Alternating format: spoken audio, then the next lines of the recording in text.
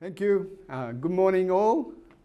It's a pleasure to be here, and I hope that this coming semester we will all be able to learn from the class, particularly how to give a presentation in your particular specialty field.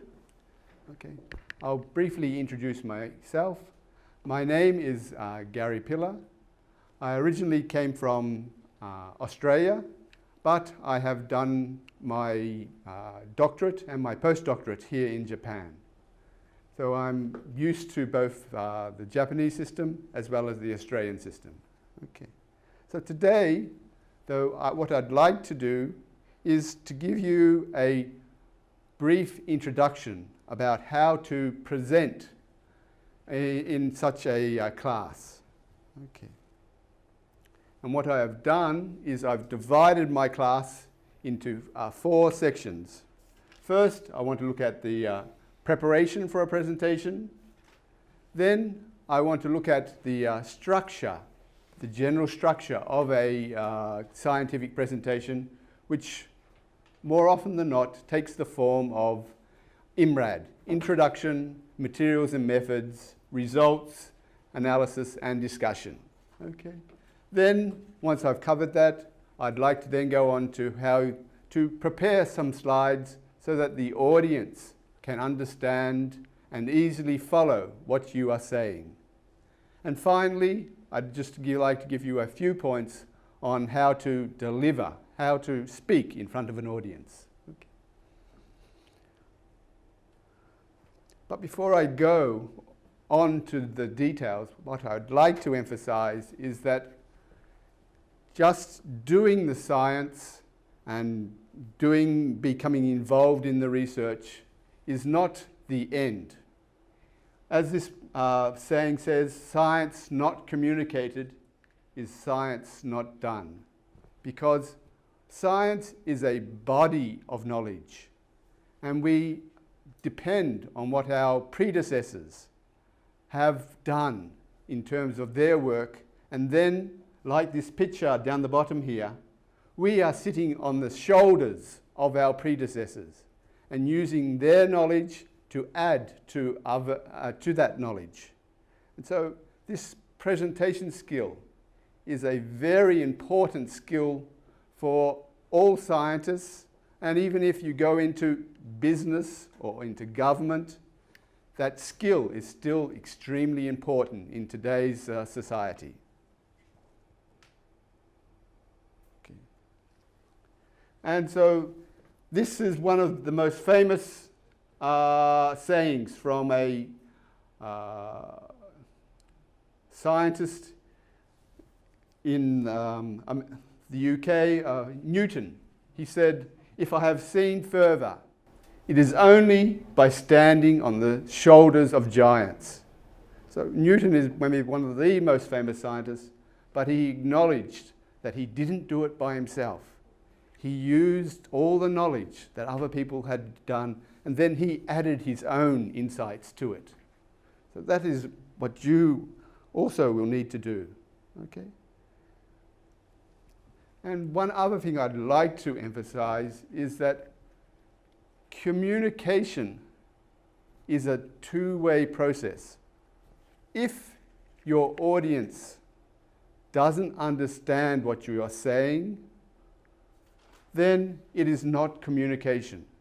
So what you are trying to do when you are up here is trying to convert data which you are familiar with, which you have read your paper, and then make it so that it becomes information or knowledge for your listener.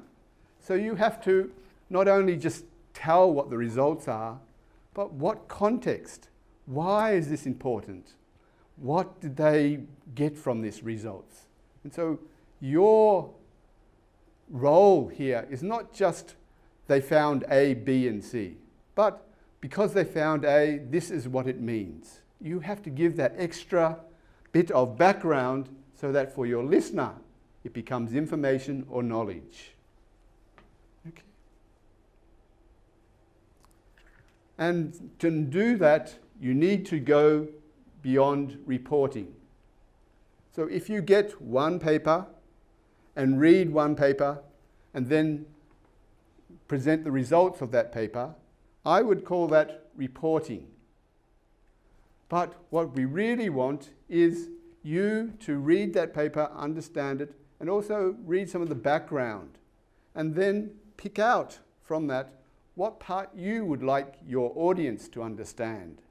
And therefore, change it from just reporting A and B to something that the audience can understand. How does this result relate to what other researchers have found? Or what does this result mean in terms of future research needs? So you need to be able to go beyond reporting and provide some discussion or explanation of what the results mean.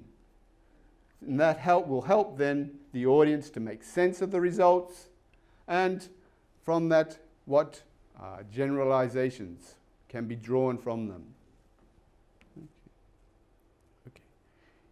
Fortunately for us as scientists, there is a common format that we can follow.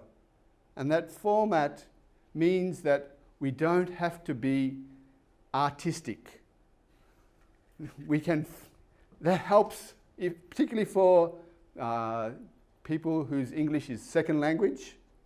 That helps the people to put into the structure a way that makes it understood by the audience, and that helps the audience to understand what is the next stage in the presentation. Okay. And that is the IMRAD structure. So what I'd like to do now is go on to the brief introduction to IMRAD structure. Okay. So in the IMRAD structure, the image that is often conveyed is when you start a presentation or start a paper even, first of all, you want to create the big context, the big picture. Why is this report information important? Okay, so it sets the context. It highlights what is the problem from the general, so it starts from what the audience would understand and starts to then concentrate in on what particular problem you are presenting. Okay. Next, you want to go on to what is the research that you're reporting about? What focus did they have? What hypothesis? What did they think they could add to the research area? So what are they trying to find? What was done and how is now starting to get much more narrower, focusing only in on what the research is being done. Okay. And then when you go to the results, you're still basically just talking about the results. What did they find? And what does this mean? How does this compare to what other results have been found? Okay. So usually in a paper or a presentation, this is the longest section. And there is, however, a tendency for many beginning presenters to try and present lots of details and put in as many figures and diagrams and data as possible.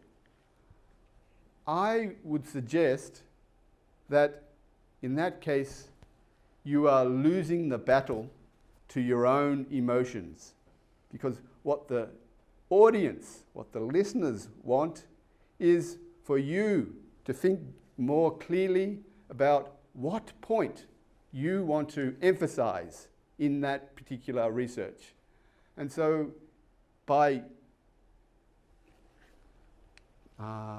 necessarily only picking out 1 or 2 points, that is a very big job that you are doing to help the audience understand what your message is for that presentation. So not only is it finding the work and giving as much details as possible, but limiting what you're going to say so that the audience can follow what you are saying much more clearly. Okay. And finally, in the discussion, you want to then come from the details back out to a more broader context. What does this research mean in terms of future research?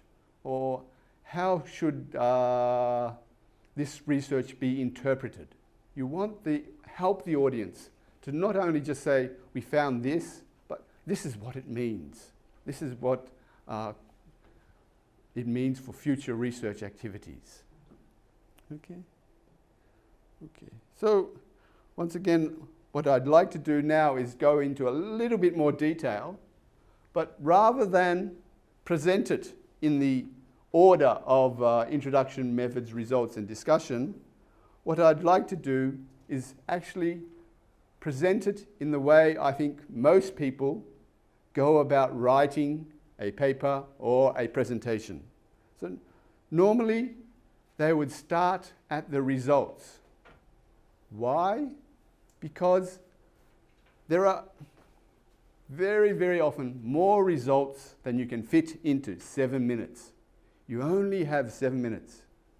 You cannot fit all the information of one paper into that thing. So at the results stage, at the very start, you need to focus, okay, of all these details, I want to focus on this particular point.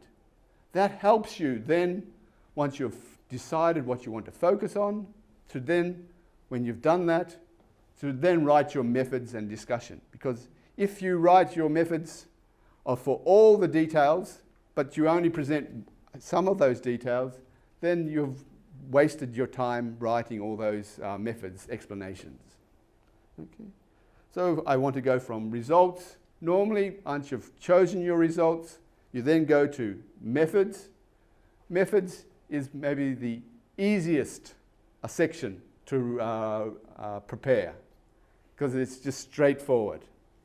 Okay. Then go on to the discussion. And finally, come back to the introduction. Why? Because here you've narrowed it down, you've discussed it. Now you know what your introduction has to try and achieve. How do you get from the general to this particular method section is what the introduction is about. And so usually that is done towards the end of the preparation, as well as writing the title of the paper. So the title of the paper should also reflect your results selection, not just a broad subject, but help the reader from the very start, or the listener from the very start, to understand this is what I'm going to focus on. Okay. So for results, the purpose is to answer the following questions. What do their results say? What do these results mean in their context?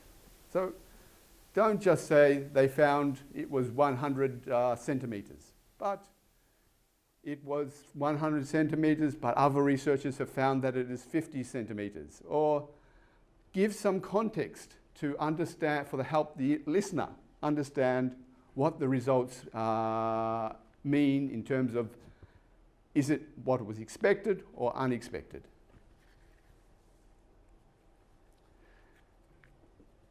The results usually has two main parts.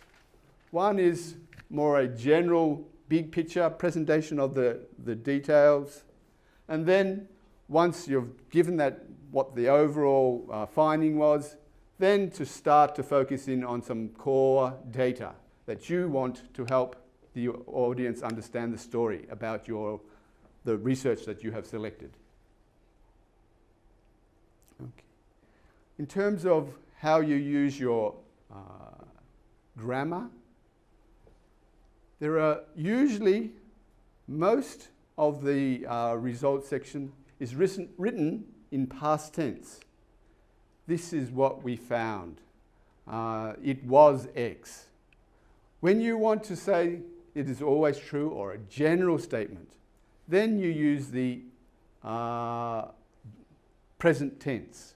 So you're helping the reader again to understand this is what I did, this is what we found, but this normally when you study this particular subject, this is what is found, is using the present tense to show that that's not your opinion, but it is what the general scientific community understands as a given, as something that most people would accept as reasonable.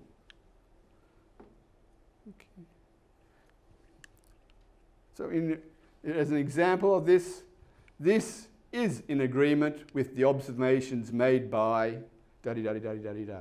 So here, this is helping the audience to understand you are no longer talking about your results, but you're talking in more in general terms. Okay, so in the methods section, I'll just very briefly go over that. What you're trying to do is talk about repeatability. How was it done? So that if some other students or people were interested, they could then go and find out more about that details. Okay. It is also an important section in terms of credibility. When you're up here and talking, in this class, you have a captured audience. They can't run away. But in the real world, many people are very busy. And they have a choice of whether they want to listen to you or read your work. And so in order for them to have confidence to want to read or listen to your presentation, you have to show that you did the work very thoroughly. You worked with a very deep understanding of the context of the problem, and that what you have to say about it is can be believed, not something that you just did, oh, I think I'll do this today, and go off and do it, and not have any real evidence to support what you did. So this is also a very important part of the methods section. And that, by doing that, it also helps the audience to evaluate, should I believe him or should I believe her? In the discussion section, some of the important points that you want to cover is not repeat what the results section, but only pick out the most important findings. Again, you've done this emphasis of going from the general to I'm only going to do this part of the results section, and then once you've done that, even in the discussion, what you want to do then is finally just pick out, this is the most important take-home message. This is what I want you to remember. And help them by giving explanation or interpretation. This results means this. And what are the implications for the research? Okay, so I'll go past that. And next, I'd like to go finally onto the introduction section. And like this funnel here, the introduction section gives you a wide context to starting. This is what the area of research that is being undertaken. This is the context. This is one of the problems that was identified. Can we address this problem? I think we can do this. And so what you want to show here, the reason we chose this one particular thing is you're telling the audience why you chose this and why it is so important that this subject should be researched. Because if you just said, we got a new instrument today, and so I did an experiment, many people will turn off because there is no real deep thinking about the research process. And so this introduction is trying to help show to the listeners, the researchers, and why they did this. There was a very important reason to do that. Okay, so I'll go past this. And okay. Now I'd like to go on to the slide preparation. And what I'd like to emphasize is that the slides are not your notes. The slides are for the audience, not for you. And so what they should do is help the audience to follow what you are saying. You are the main deliverer of the content of the presentation. The slides are only helping the audience to understand what you are saying. So in order to do that, your slides need to be organized in a logical fashion so that the listener can understand, oh, the next slide is going to be about this. So that you're already helping the audience to follow what the next slide is going to say by the structure or organization of the presentation. And the slides, again, after 7 minutes of talking, usually when the person goes out the door, they can probably remember 1 or 2 main points. If you just talk to them and let the audience decide what is important, each person will have a different idea of what is important. You have to tell the audience, this is what I think is the most important part of my presentation. And you use the slides to do that. So, as I said at the start, it is not a way of saying, these are the results, look at the slide. Everybody just read the slide and I'll just change the slide as it goes. You are the deliverer of the content. The slides are there just to help the audience understand what you are saying. Okay. So in order to do that, there's particularly for a engineering style class where many people have very high skills in computer and software technology, there is a temptation to try and use the latest slide-ins and videos and all sorts of animation in your slides. It doesn't work for the audience. It just distracts them. So try and keep it as simple as possible. And in order to keep it simple, make it big so the audience can read it from the back. Not if you have to have 12 font or 10 font in order to fit all your information on the slide, then you have been not strict enough in cutting out what is not necessary. So, ideally, for most of what you are going to present, it should be about 24 font.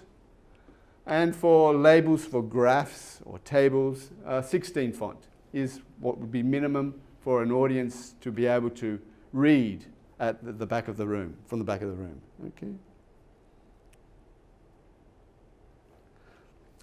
So this idea of presentation is not a new one. Here in Kyoto, we have many famous temples. One of the most famous temples is of this rock garden of hundreds of years ago. These people, when they were making this rock garden, they chose only certain small points to present in their rock garden, rather than putting lots of trees and other things in there. And they are still getting people to come and visit there and get what they are trying to present. I hope your slides will be like that.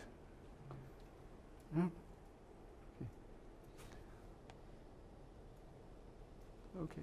So a rule of thumb is for every slide, a slide should only be 1 or 2 minutes per slide.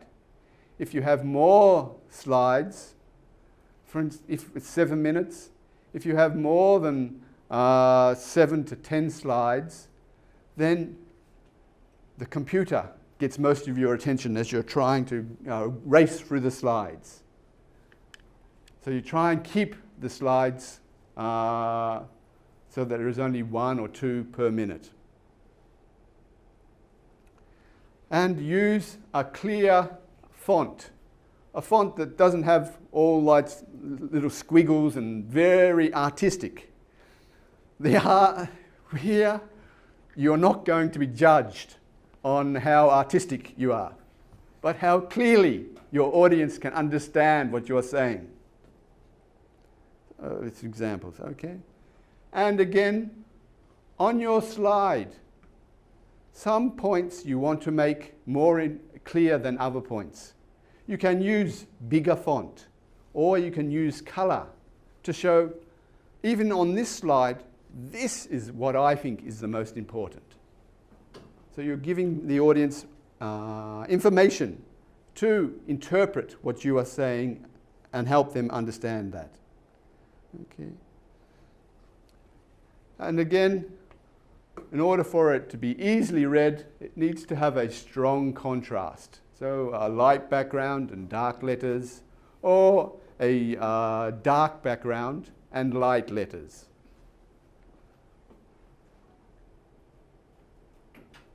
Often, though, many people, they see all these thousands of colours they can choose from, and they get caught up in the technology.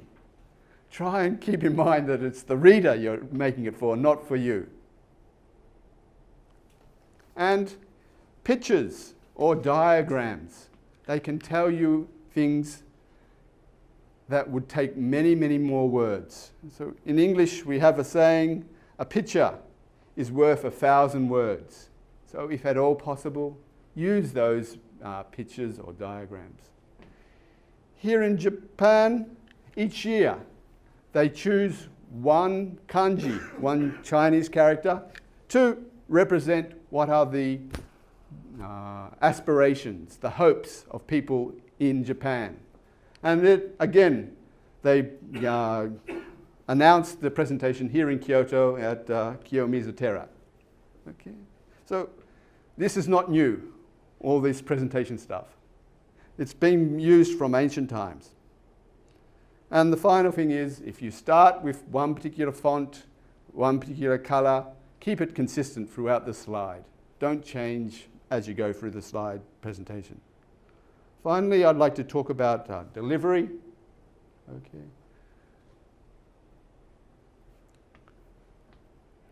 When you're up here and talking, your words and the slides are important, but also your personal presentation.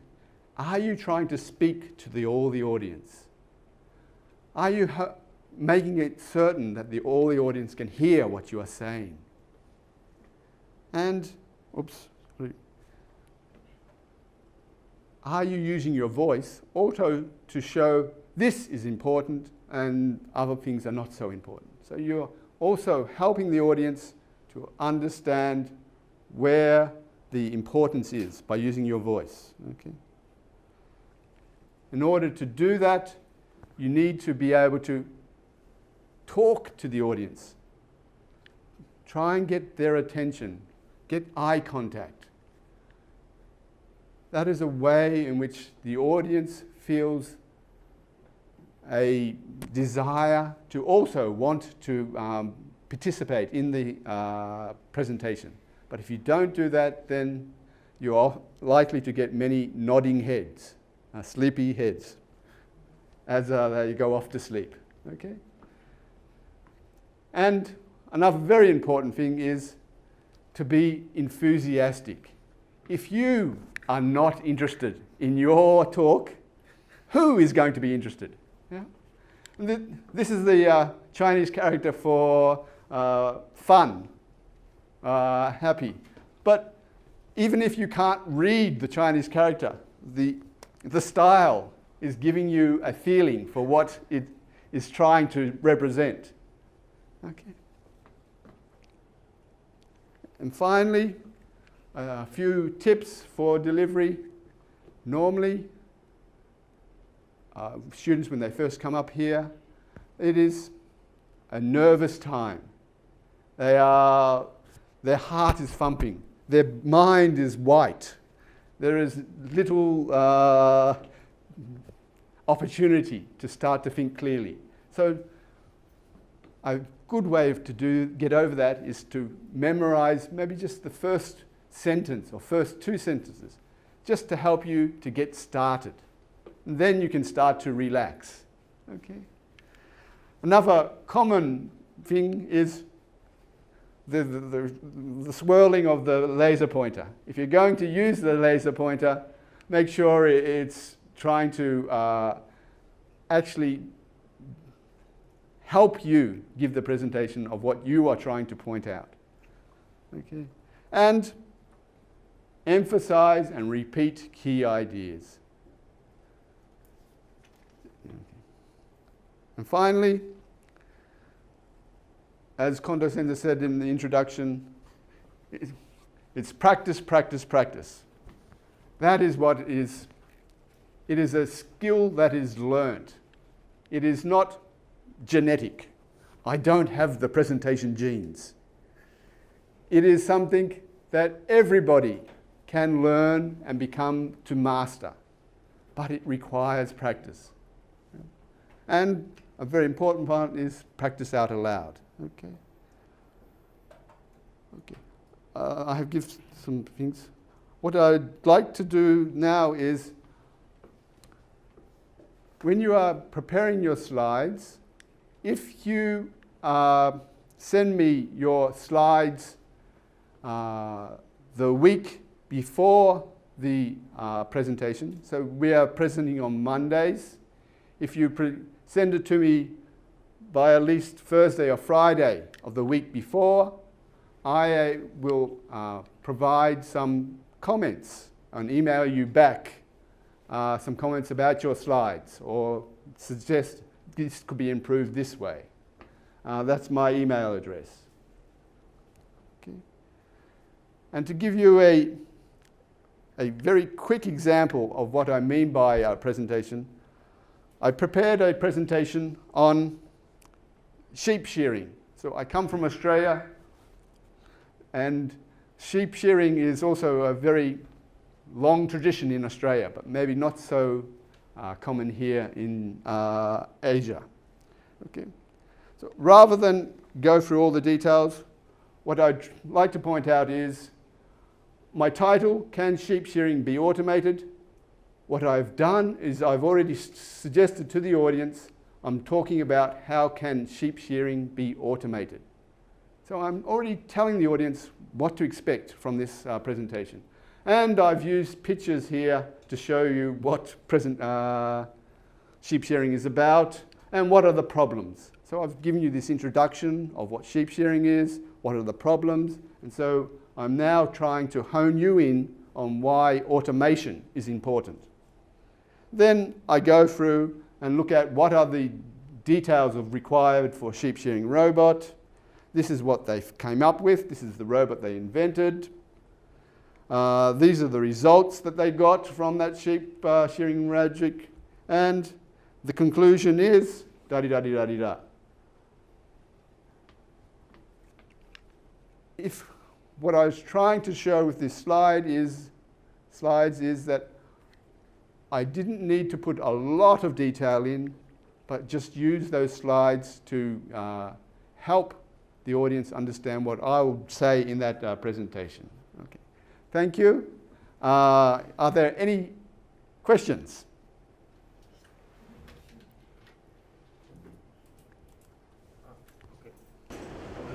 Maybe it's a bit unrelated, but what do you think about TED talks? I mean, like in the TED talks, they always prepare a presentation. Do you think it's a kind of presentation that it can be considered as scientific, or is just something like that? Sorry, I'm not familiar. TED. Have you know about TED talks? TED Talks. Yes. Yes. What do you think about their presentation? Okay. I also present a course in scientific communication, and I often use TED presentations in that course because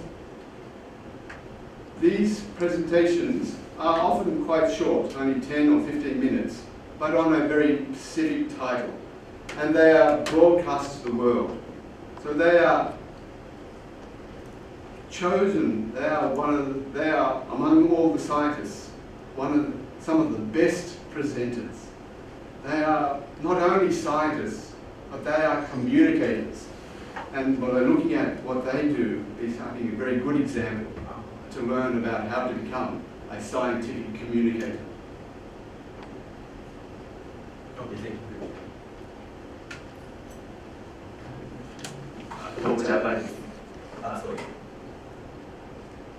Thank you for a nice presentation.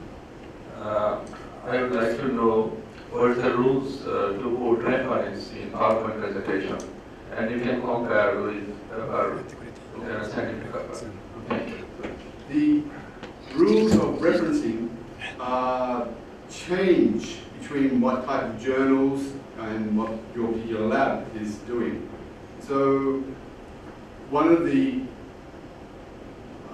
first things that you must do if you are preparing a presentation for a particular journal or a paper for a particular journal is to find out what that journal specifies in terms of both how it sets out the paper and what headings and subtitles it has and what referencing system it has. So it would be a very big shame if you put a lot of work in, had a very good presentation or a good paper, and then when you submitted it, it didn't follow the instructions of the journal, and it was rejected at that stage because of the instruction, that didn't follow the instructions. So, yes, follow what the rules of the journal are, and make sure that when you start to write that up, that you understand this is the format that I need to follow. Thank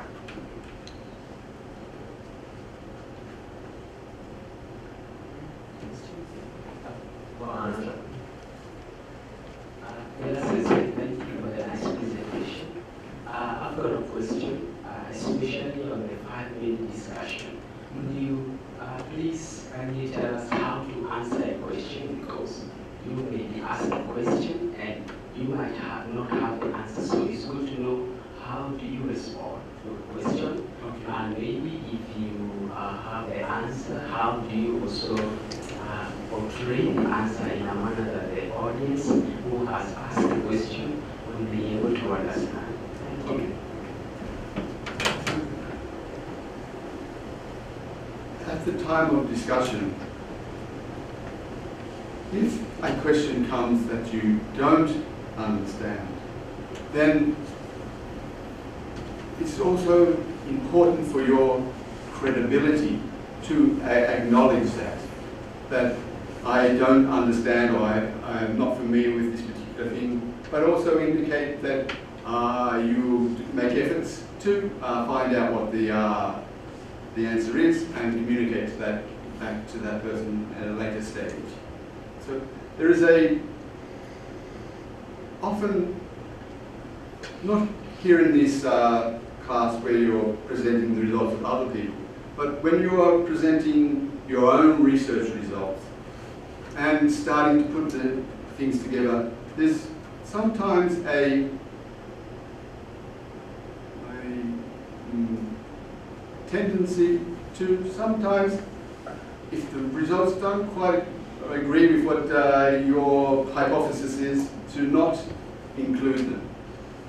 I would argue that in the reverse, that if you highlighted, we thought we should get this result.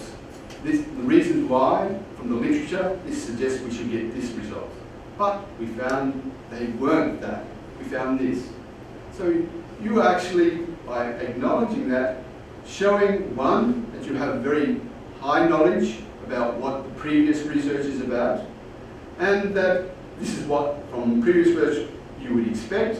And so you maybe have found a weakness in the current research that needs to be further researched and explained and create a new paradigm for that results. So that acknowledgement is enriching your own credibility, I believe, rather than making your results less relevant.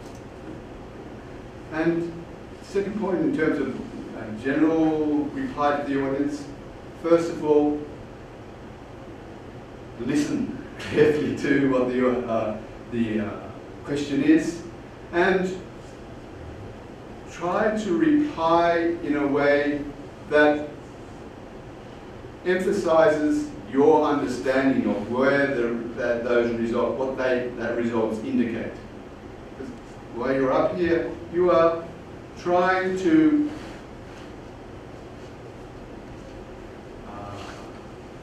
help the audience to understand how you're thinking about this particular area is currently going.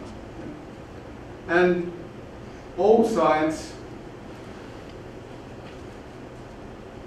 very little of science is fact. It's only taken to be acknowledged until new data comes that disproves that.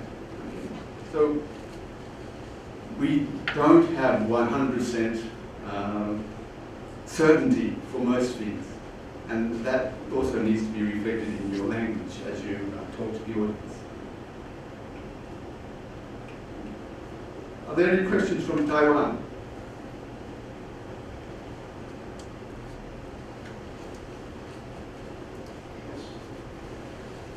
Yes, please.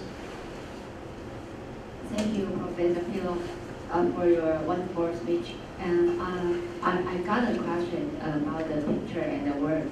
As you mentioned, the picture is better than the words. And what is the vector ratio or the perfect picture number in one speech? Like a 10 slide, how many pictures should you use is the better way? And the ratio between the picture and the words. Thank you very much. In order to answer that, I think there isn't really a rule. Rather, as I indicated in one of the early slides, you're trying to take the data and results from the research and create an understanding in the audience that makes that information, not just data. And by trying to do that, if a picture can help that thing, then there can be many, many pictures in your presentation. But make sure that the picture on each slide is big enough that you can understand any text on that picture. Rather than having lots of pictures on the one slide, that means that you have to shrink, make each picture very small, and makes it very difficult for your audience to understand. So in the end, my reply would be that base your decision on what you think would make it the most easiest for your audience to understand what you're trying to make, the point you're trying to make. And also try and limit the number of points that you're trying to make so that you can get that message across.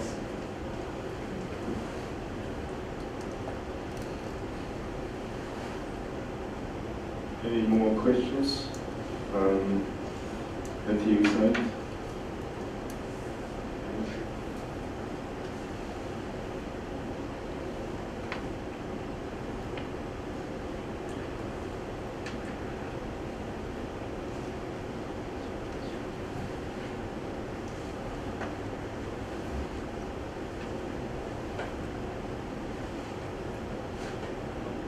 Any questions? Okay. Sorry, one more interesting question.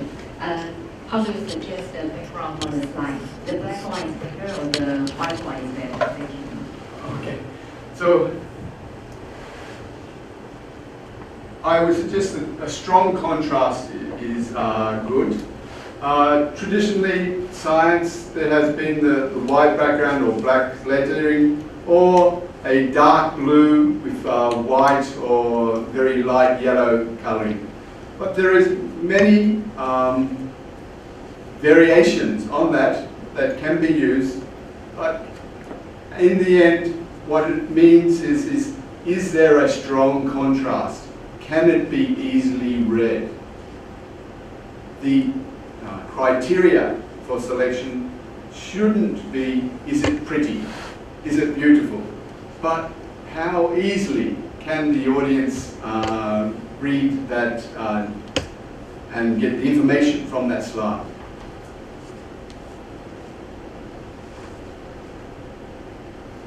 Somehow you want to have some questions? Hello, Professor. Thank you for your presentation. And I have a question to ask. It's about when we give our presentation, especially in the method using the paper. We all want to make it as simple as possible when we present to the audience. But the method itself can be very complicated and based on the technical knowledge. So how can we control it to make it very simple, but at the same time to present it precisely when we convey the point? Thank you. As I mentioned earlier when looking at the start of the results, it's also very important when you are picking out the results to think about how much information can you get in 7 minutes. Okay? And normally in a presentation, the introduction would be maybe 10–15% of the time, the methods another 20%, with a large percentage going to the results and then the discussion. If, when you're choosing a paper and they are using lots of method materials that are quite complex, it becomes even more important to only focus on one or two of those particular methods. And particularly for engineering subjects that maybe have a lot of formulas, at this stage for this particular audience, I would suggest that the formulas themselves are of lesser importance, but have a reference for where the paper is, and so that if anybody who is interested in the more details, they can use that reference to go and look up those details about the methods. Does that answer your question? Oh, yes, thank you. Any more questions? Oh, this comes. Hi, Professor. Thank you for your presentation. I have a question. The presentation must be seriously, or we can make presentation funny. Oh, I think you best consult Professor Chen and Kondo Sensei about that.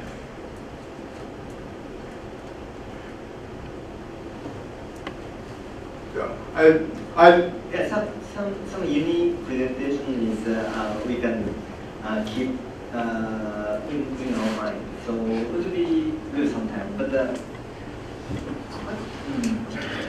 someone also we can keep something we can remember well.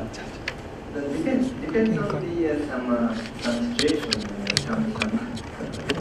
something topic. Maybe some of fun maybe included in your presentation, but not always. Depends.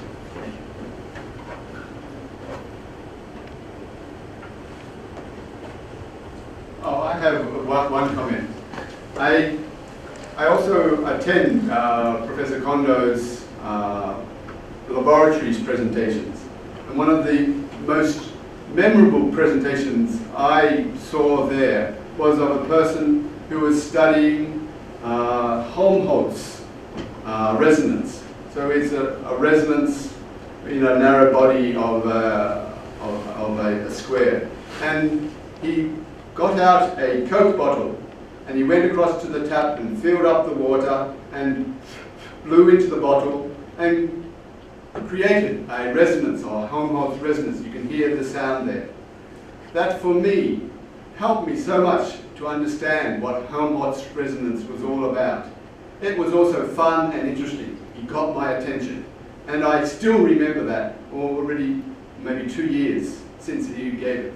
But after he'd done that, then he went to his slides and he presented his research. So it was a very good combination of interest or entertainment, but was for a particular purpose of demonstrating what that particular scientific principle was about.